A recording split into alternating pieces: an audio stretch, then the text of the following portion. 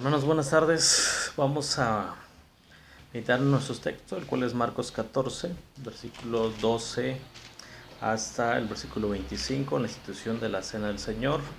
Y como primer punto vamos a ver la preparación de la Pascua, dice el texto. El primer día de la fiesta de los panes sin levadura, que es cuando se sacrifica el cordero de la Pascua, sus discípulos le preguntaron: ¿Dónde quieres que hagamos los preparativos para que comas la Pascua? Jesús envió dos de sus discípulos, les dijo: vayan a la ciudad y les saldrá al encuentro un hombre que lleva un cántaro de agua, síganlo. Los discípulos, como se acostumbraba por más de 1000 años, los judíos celebraban la fiesta y esta no sería la excepción. Y le preguntan a Jesús dónde se haría. Jesús le responde que habría un hombre eh, que saldría con un cántaro de agua. Este detalle es interesante subrayarlo porque las mujeres solían llevar el agua en cántaros y no los hombres. Pero Jesús dice esto, él menciona: síganlo y díganle al dueño de la casa donde entre. El maestro pregunta: ¿dónde está el aposento donde comeré la Pascua con mis discípulos? El dueño les mostrará entonces un gran aposento alto, ya dispuesto. Hagan allí los preparativos para nosotros. Los discípulos partieron y al entrar en la ciudad encontraron todo tal y como Jesús se los había dicho y prepararon la Pascua. En esta primera parte notamos que todo sucede como Jesús lo menciona. O sea, cada detalle. El hombre que llevaba el cántaro, el dueño de la casa que ya tenía el lugar donde iban a comer la Pascua, toda la preparación ya está en el conocimiento de Jesús, está en el plan de Dios. 17. Al caer la noche llegó Jesús con los 12 y sentados a la mesa mientras comían, Jesús dijo: de cierto les digo que uno de ustedes me va a traicionar. Ahora está comiendo conmigo. En esta segunda parte vemos el anuncio de la traición. Jesús dice: de cierto los digo que uno de ustedes me va a traicionar.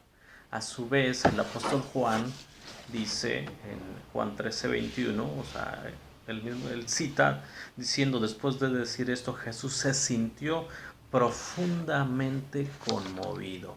Profundamente conmovido y declaró: les aseguro que uno de ustedes me va a traicionar. O sea, enfatiza el sentir de Jesús, profundamente conmovido.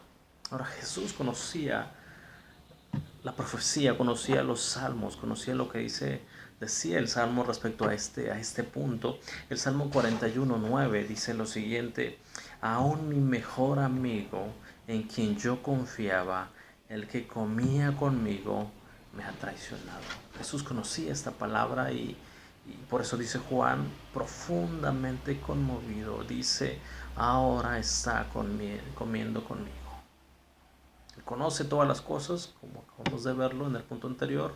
O sea, todo sucedió tal y como Jesús lo dice. Y él conocía la palabra de Dios, conocía los salmos, conocía la profecía que se estaba cumpliendo. Dice el siguiente versículo: ellos se pusieron muy tristes y uno por uno comenzaron a preguntarse: ¿seré yo?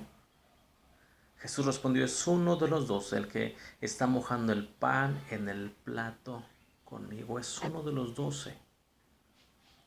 Ese detalle también lo quiero subrayar porque generalmente y en los cuadros se pinta a Judas lejos de Jesús, no cerca, pero en esta fiesta, que como dije hace un momento, por miles de años ya se había celebrado, los judíos acostumbraban a poner en la mesa unos tazones con salsa de frutos secos y vinagre. Estos tazones eran para 3 o 4 comensales para que alcanzaran a ponerlo a su pan. Esto sugiere que Judas estaba cerca, o sea, está el grupo de los de 4, de 3 o 4, no estaba tan lejos como se pinta, sino cerca. Reitero, a diferencia de como lo pinta Miguel Ángel, Judas está cerca, está cerca de Jesús. Está cerca de Jesús y él dice entonces: es uno de los que están mojando el pan en el plato conmigo. Versículo 21. A decir verdad, el Hijo del Hombre sigue su camino como está escrito acerca de él. el Hijo del Hombre sigue su camino. O sea, todo se está haciendo conforme a la voluntad de Dios. Como Jesús ya conoce esto, ya sabe esto, pero se está cumpliendo. Judas está dando cumplimiento a la palabra de Dios, está cumpliendo lo que ya estaba en el plan perfecto de Dios. Y subrayo eso porque en el 14, 1 y 2 del mismo Marcos dice lo siguiente: faltaban 2 días para la Pascua y para la fiesta de los panes sin levadura. Por medio de engaño, los principales sacerdotes y los escribas buscaban la manera de arrestar a Jesús para matarlo. Pero decían: no lo haremos durante la fiesta para que no se alborote el pueblo. O sea, ellos habían planeado matar a Jesús, pero no durante la fiesta. No durante la fiesta para que no se alborote el pueblo.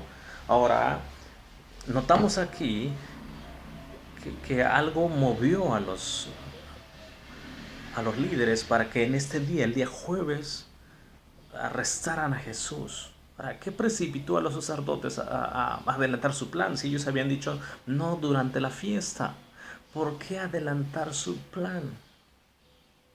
¿Qué los llevó a apresurarse? Otra vez regresando a Juan, en el capítulo 13, versículo 27, dice que Jesús dijo: lo que vas a hacer, hazlo pronto. Lo que vas a hacer, hazlo ya. Conociendo lo que dije hace un momento, la profecía, sabiendo todas las cosas, Jesús le dice a Judas: lo que vas a hacer, hazlo ya. Ya. Entonces, aunque los fariseos, aunque los líderes habían pensado matar a Jesús después, era el plan de ellos, pero el plan de Dios era que ese día se iba a cumplir la palabra. En el plan de Dios estaba que Jesús, que el Cordero sería sacrificado. En la Pascua el Cordero tendría que morir en la Pascua, no después, no antes, en la Pascua, conforme al plan perfecto de Dios. Entonces Judas fue a los líderes y les dijo: llegó el momento, ya es hora. Y de esa manera Judas cumple la voluntad de Dios. Por eso dice Jesús: el Hijo del Hombre sigue su camino como está escrito. Pero ay de aquel que lo traiciona, más le valdría no haber nacido. Judas cumple la voluntad de Dios, pero lo hizo por su propia voluntad. Judas fue el responsable. Él no creyó nunca en Jesús, él no amó jamás a Jesús. Todo se cumplió según la voluntad de Dios. Los líderes tuvieron que adelantar su plan, porque era su plan y no el plan de Dios. En el plan de Dios era que ese día moriría el Cordero. El Cordero sería sacrificado en esa fecha. Versículo 22 al 25. Mientras comían, Jesús tomó el pan y lo bendijo. Luego lo partió y se lo dio al tiempo que decía: tomen, esto es mi cuerpo. Regreso un momentito a lo que decía hace un momento. Por lo que leímos en Juan, Judas ya no estaba aquí. Él sale, él se va, ¿no?, con los líderes. Y ellos se quedan, tomó el pan, lo bendice, lo parte y se lo dio al tiempo que decía: tomen, esto es mi cuerpo. Esto es mi cuerpo. Dije al principio que por más de 1000 años había celebrado la Pascua, era todo un ritual, habían cosas muy específicas que se hacían, palabras específicas que se repetían, y de pronto Jesús cambia las cosas. Él dice: esto es mi cuerpo. El pan ahora se partiría en memoria de Jesús, y cambia el sentido porque la fiesta se celebraba por la Pascua. Celebraban la Pascua, o sea, recordando en memoria de la Pascua, recordando que Dios los había liberado de Egipto.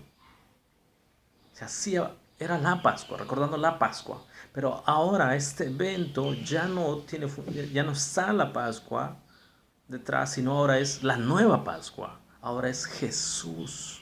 En memoria de Jesús. Jesús cambia lo que por más de 1000 años se hacía tradicionalmente. Él viene a cambiarlo. Cambia, transforma. el sentido, el significado. Ahora, otra cosa. Ninguno de los 4 evangelios menciona el plato principal. ¿Cuál era el plato principal? El cordero, se sacrificaba el cordero. No había cordero en la mesa, porque el cordero de Dios estaba en la mesa, estaba sentado en la mesa.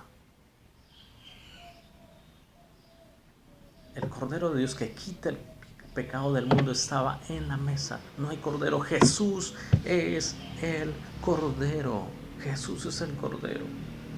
Dice el versículo 23, después tomó la copa y luego de dar gracias se lo dio y todos bebieron de ella. Les dijo entonces, esta es mi sangre del pacto que por muchos es derramada.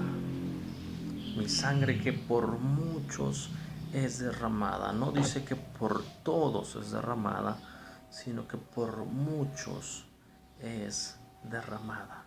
La sangre del pacto.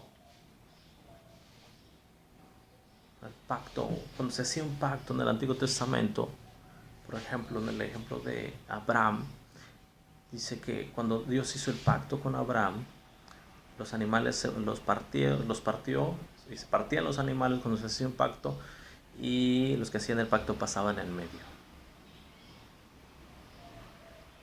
Pasaban en medio y el símbolo era que quien incumplía el pacto iba a ser partido. Lo iban a partir a la mitad como esos animales. Dice, este es el nuevo pacto. Esto es mi sangre del pacto que por muchos es derramada. El cuerpo de Jesús fue partido, se sacrificó. Por ese sacrificio podemos llegar al Padre. Podemos entrar al cielo. Juan 14:6 dice que Jesús dijo, yo soy el camino, la verdad y la vida. Nadie viene al Padre si no es por mí. Jesús es el único medio para llegar al Padre. De cierto les digo que no volveré a beber el fruto de la vida hasta el día en que beba el vino nuevo en el reino de Dios. No lo volveré a beber hasta el día que beba el vino nuevo en el reino de Dios. Otra cosa que quiero resaltar. Esta fiesta era una fiesta religiosa, pero además y sobre todo era una fiesta familiar. El padre de familia, la cabeza, el hombre, era quien dirigía todo esto, quien expresaba las palabras, quien explicaba el significado de las cosas.